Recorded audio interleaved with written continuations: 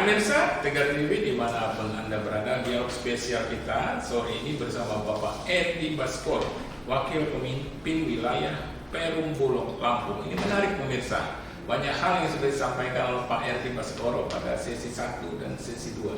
Saat ini kita berada pada sesi ketiga. Ya, kalau kita lihat di sesi pertama kedua, ini Pak Erdi Baskoro ini sangat menguasai materi terkait soal perberasan, ya.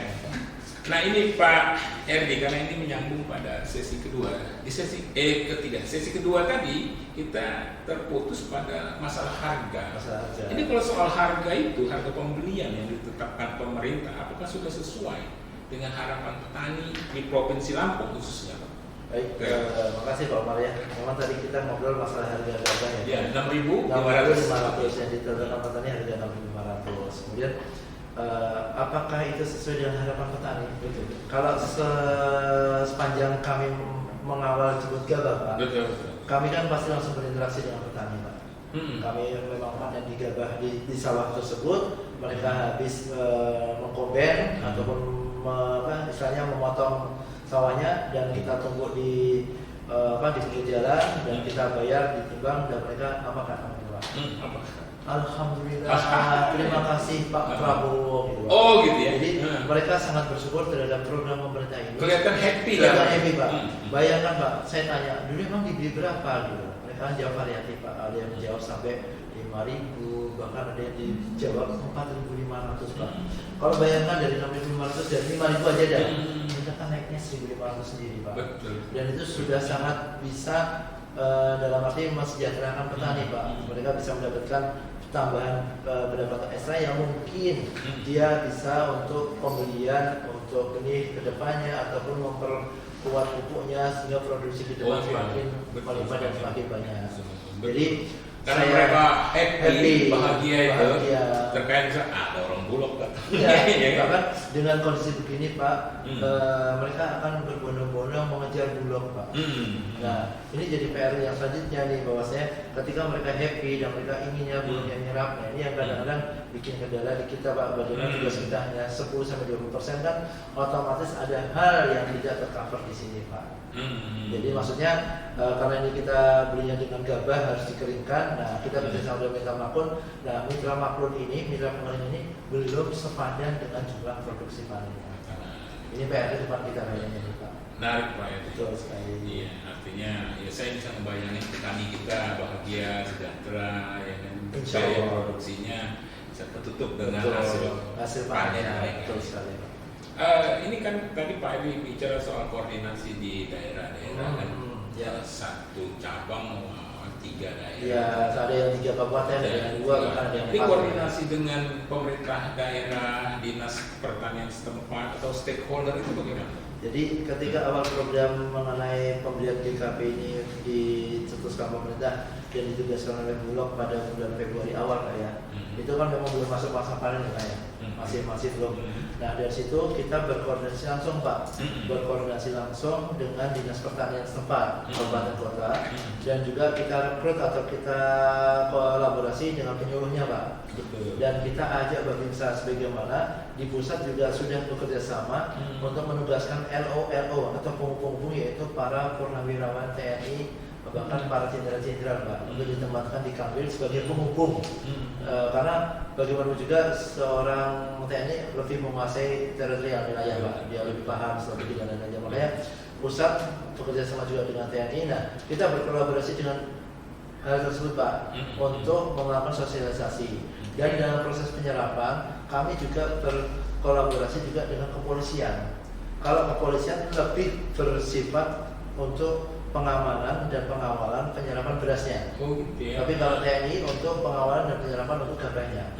Karena lewat kepolisian kami pernah melakukan tanda tangan komitmen dengan mitra di depan kantor Polda yang diselesaikan oleh Kapolda, Wakapolda dan Direskrim Pak, untuk mengawal mitra-mitra agar memberikan beras atau menyerahkan beras untuk dijual kepada Bulog. Nah ini mereka dalam konteks seperti itu untuk mengawal sehingga penyerapan yang lancar tidak hanya penyerapan gabah saja, melainkan penyerapan beras sesuai komitmen kita juga dapat berjalan dengan lancar.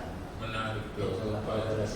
Kalau strategi khusus lah strategi khusus yang dilakukan untuk meningkatkan volume penyerapan tahun ini itu apa ya kira? Kalau strategi khusus itu yang pasti Pak, tiap hari tanpa kita mencari mitra makro atau mitra pengering baru, siklus kami meningkat Pak. Dari awal mula kita kerjasama dengan Makron dari 20 mitra menjadi 30, menjadi 60, menjadi 70, bahkan sampai sekarang menjadi 159 mitra. Ini merupakan strategi utama kita Pak. Karena bagaimanapun juga gabah yang kita beli harus segera dikeringkan.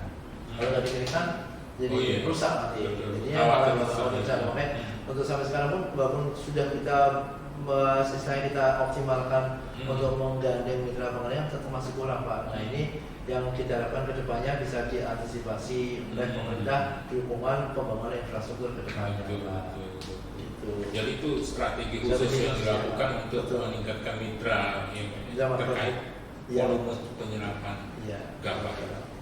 Ini soal stabilisasi harga, ini menarik juga ini Pak, karena kan kita ya 6.500 supaya stabilisasi harga beras di pasar melalui penyerapan ini gimana? Oh gitu. Kalau stabilisasi di sisi hulu mungkin sudah terjawab ya Pak ya dengan penentuan harga pokok pembelian di harga 6.500. Otomatis di masa panen raya harga gabah di petani akan terjaga oleh dengan standar harga yang ditugaskan Bulog di 6.500. Itu di hulunya. Nah, PR-nya adalah nanti di hilirnya Pak, di masyarakat, di konsumen. Betul. Nah, di hilirnya stabilisasi dengan program SPHP Pak, beras SPHP kita, beras medium yang disalurkan kepada konsumen. Kalau Lampung ini kan masuk dalam regional 1. Jadi Lampung masuk regional 1 dengan kita menjual beras kepada mitra penjual kita, RPK ataupun mitra penjual SPHP di harga 11.000 Pak.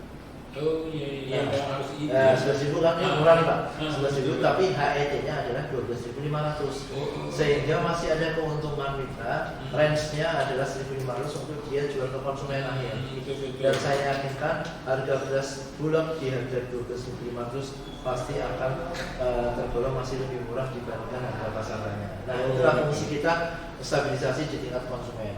Filosofinya Bulog biasanya Pak ya, ketika masa panen stabilisasi ada di tingkat produsen. Ketika masa paceklik nggak ada panen, atau masa beras tinggi Pak. Betul. Nah, kita stabilisasi dengan menggelontorkan beras SPHP di pasar. Itu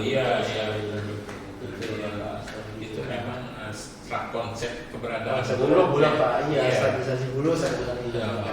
Stabilisasi hulu 6.500 di hulu di hilir juga ada pasar. 12 dan HT 12.500.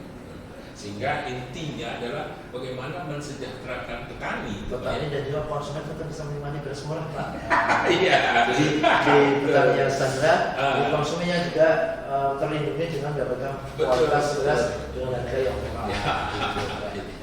Pak ini menarik nih Pak Edi Baskoro ya, tentunya juga ada perubahan atau evaluasi dari proses penyerapan ini. Kedepannya apa ya? Kalau evaluasi Pak ya pasti kami melihat di sini kan kekurangan kalau dilihat dari provinsi Lampung dia dari provinsi Lampung ini masih kekurangan infrastruktur pasca panen.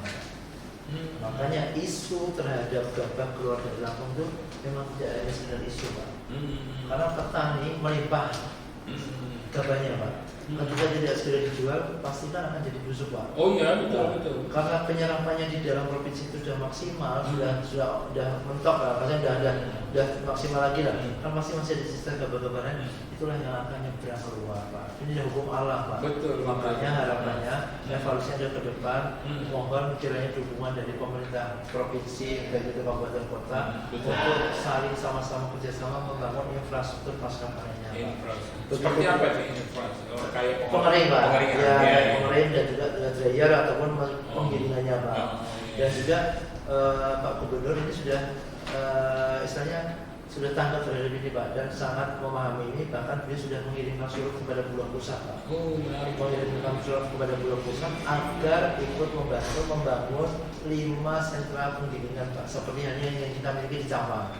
Nah harapan beliau dibangun 2 di pesisir barat, 2 di Lampung Barat, dan 1 di Lampung Selatan. Itu harapannya beliau Pak, karena mereka melihat beliau melihat di situ memang ada rencana sentra produksi baru lagi yang sangat besar. Nah itu sudah dikirimkan ke kantor pusat dan mungkin nanti kita tinggal lihat perintah bagaimana pusat karena Pak Gubernur siap menyediakan lahannya Pak. Bulog silakan bangun lahan dari kami kata Pak Gubernur. Menarik. Kerjasama antara pemerintah Betul, daerah ini dengan kolaborasi Bulog. ini Iya. Pak. Kalau memang itu berwujudnya setidaknya kita bisa menambah kapasitas untuk pengeringan Pak. Setidaknya Betul. menambah penyerapan lagi ke depan.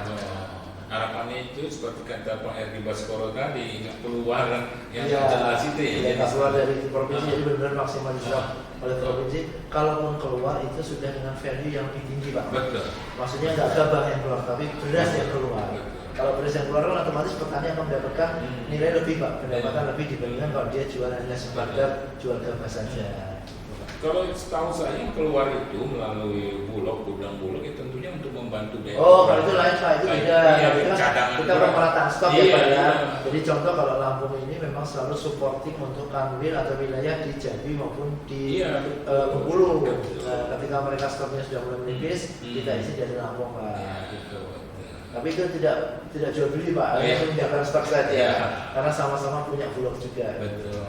Nah, ya Pak Erdi Baskoro ini nggak terasa juga kita sudah berada penghujung sesi Siap. ketiga. Iya, iya, iya. Iya, menarik nih karena asik juga ini Pak Erdi. Kita akan lanjutkan pada sesi Oke, selanjutnya Pak. ya, Ya. Pak Erdi. Jangan kemana-mana pemirsa, tetap di Tegar TV.